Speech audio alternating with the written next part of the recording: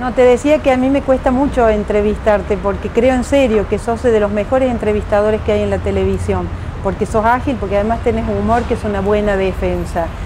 ¿Qué te da el tener una persona al frente? ¿Realmente conseguís saber qué está pensando? ¿La gente es sincera o le tiene mucho miedo a la cámara? Yo creo que la gente le tiene miedo más que a la cámara, a su pasado. Me da la sensación que la gente más tranquila en un reportaje no es la más inteligente, sino la que tiene menos que ocultar.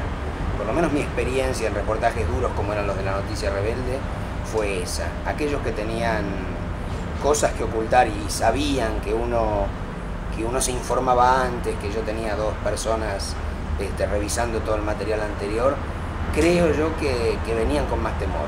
Entonces no va a ser un buen reportaje para mí porque creo que vos no tenés muchas cosas que ocultar y sos sincero, pero... Porque yo creo que no, el mejor reportaje es aquel donde uno puede hablar libremente. Porque el reportaje donde alguien está en guardia y se cuida, no salía bien. Pasa eso con los políticos mucho, ¿no? Con los políticos y con algunos actores que tenían que ver, te hablo de La Noticia Rebelde, no quiero dar nombres, pero algún actor que había participado en fiestas de los militares, por ejemplo, entreteniendo militares, estaba muy nervioso, un tipo con muchos años de profesión, que tenía unos cuantos años de cámara y sin embargo le temblaba el mentón cuando estaba haciendo el reportaje. Y eso creo que tiene que ver con el pasado turbio. Y eso hay que preguntar siempre, la obligación de un periodista cuando tiene a alguien que tiene cosas que ha ocultado, uno tiene que preguntar siempre. Yo en general trato de preguntar todo lo que tengo ganas y me surge, y en estos casos me surge eso. Y creo que la gente que venía al reportaje de La Noticia Rebelde o Peor es Nada sabían que yo preguntaba todo lo que quería saber. Pero además venían con mucho miedo porque parecía que se habían preparado todas las semanas previas para imaginarse qué originalidad para la primera vez. Para la primera vez, ¿no? Exacto. Sí, y te dabas cuenta de eso, es decir, había gente que, por ejemplo, ¿quién recordás de personas que han sido? Porque hay personas, yo sí me acuerdo, después te digo, que se pasó los 10 días pensando qué iba a decir para ser original. Ya, siempre recuerdo 2, un político y un actor. El político, que creo que fue brillante, fue Pugliese. Pugliese dijo, no me acuerdo de la última, me voy a acordar de la primera, lo cual fue maravilloso. Y Jorge Luz, que fue muy auténtico, muy espontáneo, contó su primera experiencia en un prostíbulo y fue tan gráfico. Bueno, el que lo conoce a Jorge Luz sabe que es muy gráfico, y hablaba de la sensación que le daba a esa mujer profesional desnuda. Y bueno, lloré de la risa. Y es importante saber cuál fue la primera vez, porque yo digo que para las mujeres lo más importante no es la primera, es la última. Pero el hombre pregunta siempre de la primera. Yo no sé si es importante o más importante que la última. Lo que siento que en ese reportaje era interesante ver cómo hacía aquel personaje público, famoso hoy, para recordar su adolescencia. Yo creo que además la adolescencia es una cosa que te marca. Es decir, y creo que tu primera vez tiene mucho que ver. Es decir, yo imagino que la vida sexual de Jorge Luz tuvo que ver con esa primera impresión. Y la vida sexual de la gente, y además, si nos remontamos a Freud decía que sin una vida sexual es muy difícil todo lo demás, todo lo creativo, todo lo productivo de la gente, ¿no? ¿Crees como Freud que lo que domina al hombre es precisamente eso, el hambre, el sexo y el afán de mando? El eros y el tánatos. Yo creo que sí, pero en los últimos tiempos, hace poquito salió un artículo, en los últimos tiempos Freud, que revisaba constantemente su teoría, planteaba que tan fuerte como el instinto del sexo, el eros, era el instinto de muerte. Y es así, porque yo creo que muchas de las conductas del hombre tienen que ver con el miedo primario a la muerte. A partir de la ignorancia del origen, el miedo al después, ¿no? A lo mejor hemos leído el mismo artículo. A mí me impresionó eso también, de que cómo la vida después, al final, cuando uno ya es viejo, se padece tanto que en realidad uno tiene ganas de morir para liberarse de los padecimientos. Vos sabés que yo alguna vez había escrito en las épocas de Satiricón una nota que se llamaba Muéstrenme una zanahoria, por favor, que era cuando aún no había llegado la democracia, en donde yo planteaba el tema de, bueno, ¿qué cosas te empujan a seguir viviendo? ¿Cuáles son los aspectos que te dan ganas, ¿no es cierto? Y entonces yo planteaba que la vejez, digamos, hay dos tipos de vejez. La vejez de ese señor que dicen qué lúcido que es, está muy achacado, pero es muy lúcido. Y yo creo que esa es una ironía del destino. Yo creo que es el peor castigo que te pueden dar, porque creo que lo mejor es que el deterioro mental llegue primero que el físico, porque es la única manera de no darse cuenta de tu deterioro. Pero pareciera ser que no, que es al revés, que claro, se puede ser muy lúcido, porque cuanto más pensás, menos envejeces. Yo no sé si es así. Yo, quien conoce unos cuantos viejos sabe que hay viejos que sufren mucho más el que físicamente no responden a todo lo que la mente está queriendo todavía. Porque los años traen cosas buenas, pero los otros no las ven, los otros ven las arrugas, el deterioro. No, y yo creo que los años traen muchas cosas buenas, pero la sociedad no premia la vejez. ¿Y a vos qué te trajo sociedad, el tiempo? Sí. El tiempo me trajo mucha más paz, mucha más paciencia. Yo soy padre de distintas edades. Yo soy padre de nenes muy chicos y de mujeres. Claro. Es decir, tengo una hija de 20 y un hijo de 6. Y me doy cuenta que los hijos que tuve en la madurez me padecieron menos. Me padecieron menos porque estaba más preparado para ser padre, mucho más paciente, disfrutaba con cosas más chiquitas. Y probablemente mis hijas conocieron un padre mucho más exigente y menos paciente. Puede ser que eso que cuando uno es joven es impaciente con la vida y es paciente con las personas, y cuando uno se hace más grande es al revés, se pone muy paciente con la vida porque sabe que no la puede modificar y muy impaciente con las personas. Yo no sé si, yo creo que no estoy impaciente con las personas. Me parece que al contrario, estoy mucho más tolerante que antes. Si yo pienso en mis 20 años, me veo como un binario, digamos, las cosas son blancas o negras. También responde a la época que vivíamos, no estoy hablando los 70, ¿no? Claro, el fin de los 60 y los 70, el comienzo de los 70. Entonces, tengo la sensación de que, bueno, la sociedad era mucho más violenta y yo también era mucho más violento respondiendo a esa sociedad. Y me da la sensación que ahora no, ahora soy bastante más tolerante. Es más, creo que soy tan tolerante que en gente que piensa absolutamente distinto y que en muchos rubros la siento deshonesta, casi te diría que rescato la cordialidad. La cordialidad y la tolerancia de otros. Sí, porque al final lo único que uno aprendió es que la ética no es de derechas ni de izquierdas, no, que es lo único que queda, ¿no? Sin duda.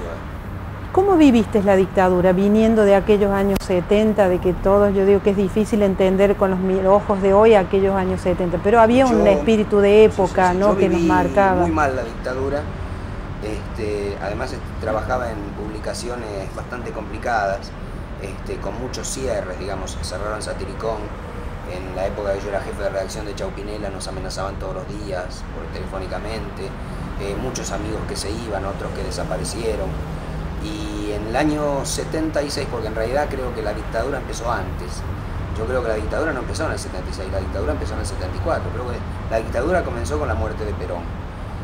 Después se concretó con los militares en el poder, pero yo recuerdo la época de las 3A, anterior aún a la llegada de Videla, lo sentí como una dictadura absoluta.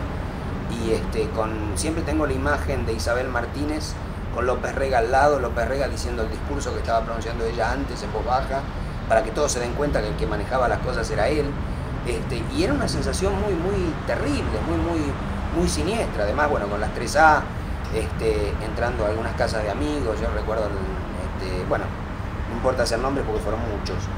Y en el 76, cuando ya llegó la dictadura, fue el último cierre de Satiricón, y llegó un momento en que dije, bueno, en las editoriales no tenía trabajo, porque creo que las editoriales se cuidaban, aquellos que venían de algún trabajo un poquito más, no te digo combativo, pero sí más, más jugado, digamos, editorializando y no haciendo un aviso publicitario de cada nota periodística.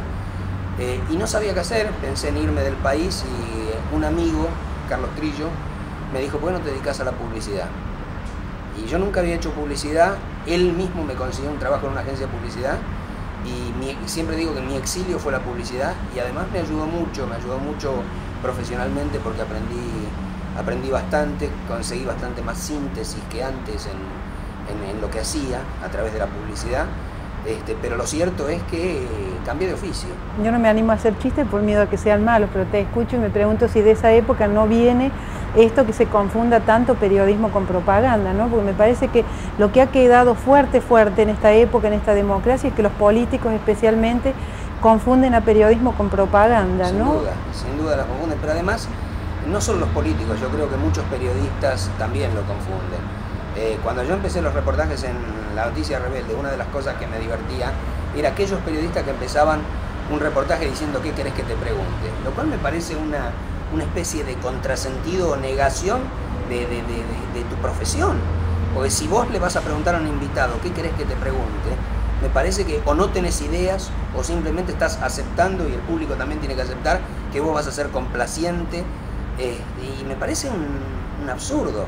Y a veces hemos escuchado a periodistas que cuentan cómo se han encontrado antes con el entrevistado, el caso de Amira Yoma, y ha habido otro caso reciente. Yo digo, pero ningún periodista pacta una entrevista, es decir, uno no se encuentra antes y dice, me preguntás esto o me preguntás lo otro.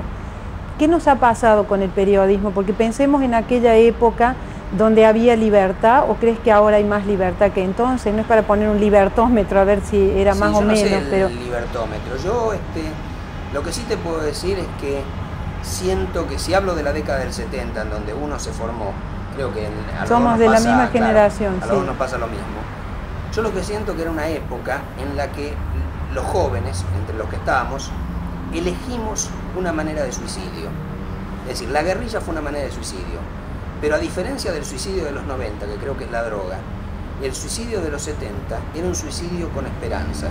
Era el suicidio de gente que tenía ganas y tenía la sensación de que podía cambiar una sociedad.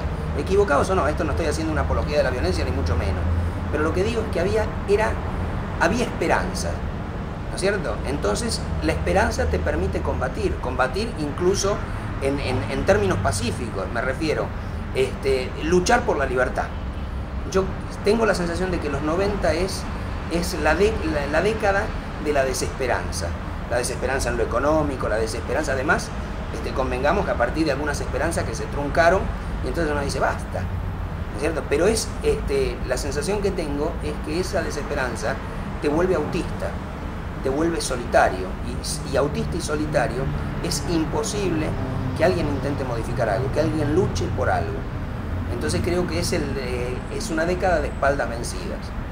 ¿No podríamos pensar de que siempre los 20 años se viven con extremismo, con estupidez, y que los dos te llevan a la muerte?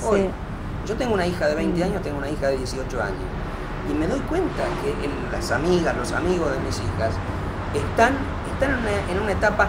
Mira, cuando yo empecé el periodismo, si vos me ofrecías $100 millones por poner un kiosco de revistas y 20 pesos por hacer periodismo, yo elegía periodismo. Claro, trabajábamos gratis. A ver, que le hagan esa pregunta a cualquier chico de hoy.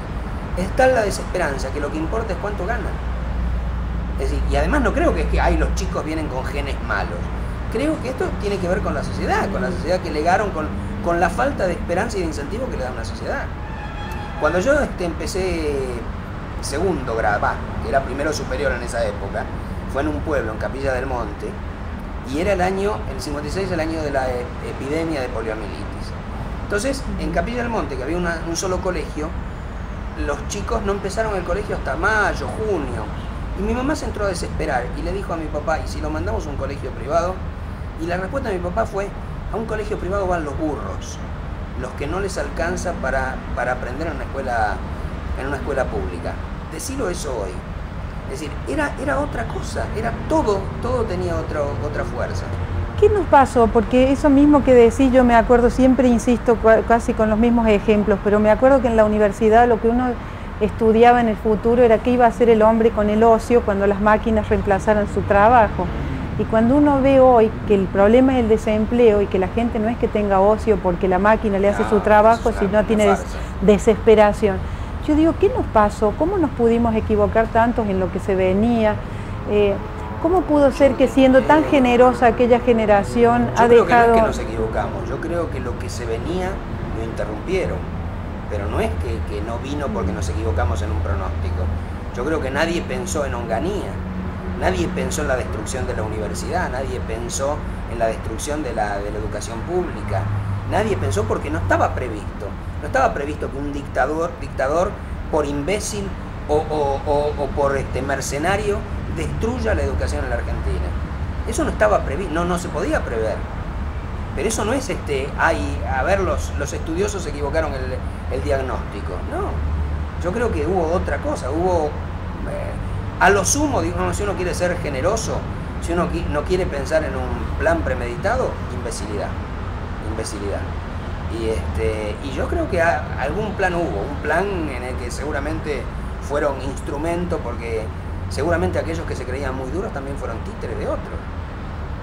Y en términos culturales, podemos pensar que somos una sociedad que se parece cada vez más a sí mismo, porque vos decías de las frustraciones, pero si uno mira hacia atrás, desde la democracia o más atrás, desde las Malvinas, pareciera ser que todo, es decir, hay una gran ingenuidad colectiva de creer todo lo que nos ofrecen.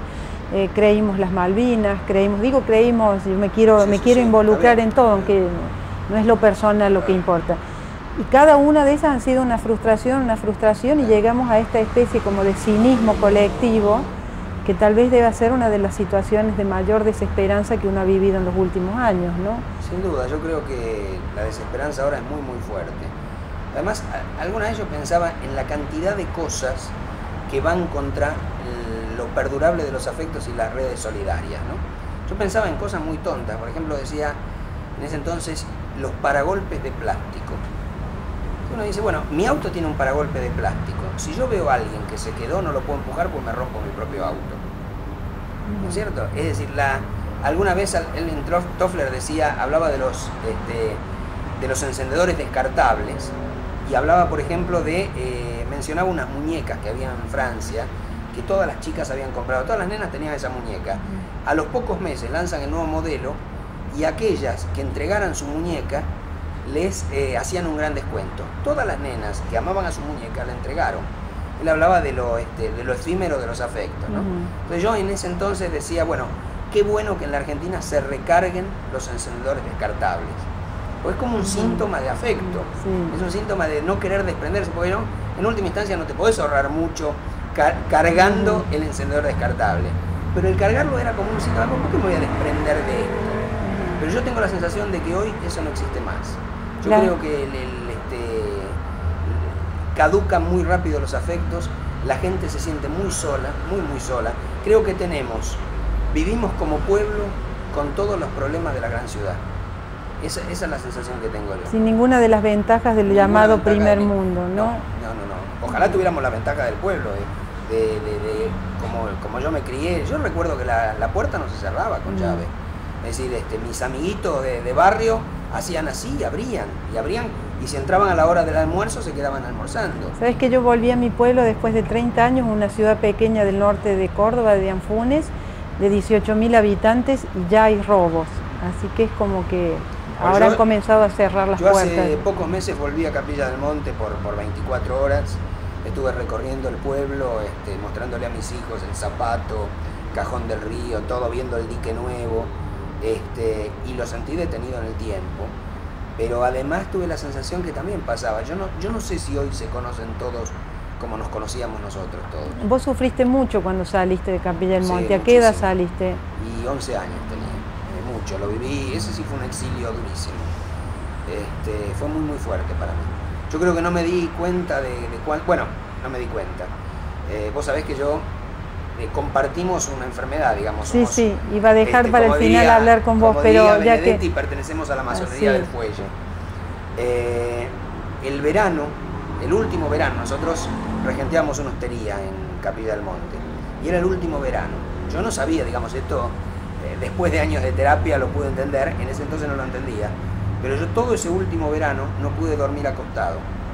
No me pude acostar una sola noche, si me acostaba me ahogaba. Entonces todo ese verano dormí sentado en una silla, apoyado en una mesa y una almohada sobre la mesa, ¿no? Era la única forma. Entonces así, apoyado así, podía dormir. Si no, me ahogaba, me moría. Y yo creo que lo que me mataba era abandonar ese pueblo que quería tanto. Cuando vos me contaste esa anécdota, a mí me dolió el corazón, porque te dije también que el asma es llanto no llorado. Sí. Entonces te preguntaría qué es lo que no has llorado, pero cuando contaste la anécdota me pensé que serías un niño muy sensible, y estas cosas que hacen los adultos, que hacemos todos los adultos, a un niño no se le pregunta, ¿querés vivir acá? ¿No querés vivir? Es como un paquetito que se lleva y se traslada. No, y además seguramente, como yo nací en Buenos Aires, seguramente en algún punto, sin que me lo hayan dicho, yo debía haber sentido la culpa de que se trasladaran y dejaran todo lo que tenían en Buenos Aires por mí. Pues yo llego a Capilla del Monte para ver si mejoraba mi enfermedad. Entonces imagino que para mis viejos el exilio fue irse para allá. Entonces llevarme simplemente para ver si yo mejoraba. Y eso lo debo haber sentido también. Puede suponerse que esa fragilidad primera de la infancia y demás es lo que te ha permitido a vos después desarrollar el humor, que es una forma de protección también, de una defensa inteligente, el que seas rápido, el que decís que haces humor periodístico, y es como una forma de decir, yo no te veo criticar a la gente, cuando te hacen entrevistas no sos de los que critica, pero sí cuando haces humor, es como que percibís cosas de una gran, es decir, de reírse mucho del otro, ¿no? ¿Eso te ha protegió ese niño que sufrió en Capilla del Monte? Supongo que protegió ese niño, ese adolescente, imagino que sí. Yo creo que el humor fue para mí una salida, sin duda. Porque en tu generación, bueno, tú sigues siendo fuerte en los hombres, esto de que hay que ser fuerte, te peleabas a trompadas, como se peleaba y aprendí a pelearme, digamos, porque hice muchos años de artes marciales. Porque además de asmático, era muy petizo siempre, digamos, no es una cosa que empezó en la adultez. Y entonces seguramente yo... Se acentuó en la adultez, no crece. Claro, se acentuó a los 15, 16, claro, cuando todos pegaron el estirón. No, yo creo que en algún punto, como todo petizo, debí tener la necesidad de probarme, ¿no? Probar que era tan fuerte como otros, que podía pelear como otros. Y entonces, y tal vez cuando aprendí, seguramente dejé esa agresividad que podía haber tenido al comienzo. Tenés que decir entonces gracias por ser petizo. Claro, ¿no? Menos mal. Sí. Yo también creo que las personas somos la medida de los obstáculos, aunque suene pomposo. Yo creo que de una adversidad ahí uno salta. Y como país hemos tenido adversidades y sin embargo el país no ha tenido la superación del petizo. ¿O crees que no tuvimos adversidades? Sí, tuvimos muchas adversidades y las seguimos teniendo. Pero es curioso, yo recuerdo después de los años de dictadura militar donde parecía que todo estaba muerto, al comienzo del radicalismo se hace una bienal de arte joven y aparecen miles de artistas que uno no conocía y vos decís, ¿y dónde estaban? ¿Dónde estaba toda esta gente? Yo tengo la sensación de que, alguna vez tuve la sensación también de que Argentina no tiene fondo. Viste que cuando, vos decís, bueno, cuando tocas fondo podés salir para arriba. Yo tengo la sensación que siempre podemos estar un poquitito peor. Es como que no hubiera fondo en la Argentina, siempre hay la posibilidad de empeorar, ¿no? Y la sensación que tengo yo es que siempre hay cosas nuevas, ¿no? Alguna vez pensamos que, bueno, después de la hiperinflación, ¿qué puede ser peor, ¿no? Bueno, yo creo que ahora, para mí hay un término que no se utiliza y debe empezar a utilizarse, estamos en una hiperdesocupación. Y hiperdesocupación significa violencia, significa, bueno, acaban de robarme hace una semana. Sí. Entonces yo digo, bueno, los que me robaron no son pobres, porque seguramente fue una estructura dentro del banco, estaban utilizando Movicom para seguirme. Entonces, evidentemente esos venían en una moto, me siguieron, yo no sé si el taxista estaba involucrado o no, pero también podía estar, o sea que había una organización, no es un pobre. El otro día sube Fontova a un taxi y el taxista le cuenta que lo asaltó un tipo llorando. Entonces yo digo, bueno, ese tipo estaba desesperado.